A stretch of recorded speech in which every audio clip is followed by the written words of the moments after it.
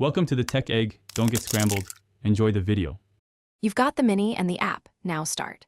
Plug the Google Home Mini into power close to your router so pairing signal is strong. Open the Google Home app and sign in with the Google account you want to use. This centralizes routines and links services. Once done, make sure your phone's Bluetooth and Wi-Fi are on and connect to the same network as the Mini. This immediate alignment lets the app detect the Mini and begin secure setup without extra steps. You'll now walk the app through device configuration. Tap the plus icon, select Setup Device, then New Device, choose your home and wait for the Mini to appear. Name the device and assign a room. This matters for multi-device commands and routines.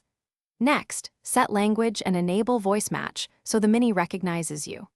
Link music and calendar services and grant microphone and location permissions.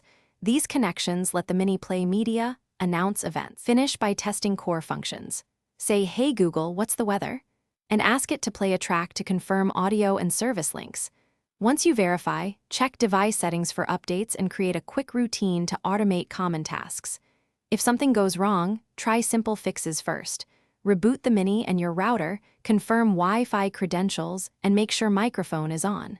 If problems persist, factory reset restores defaults, but only use that as a last resort after backing up any settings.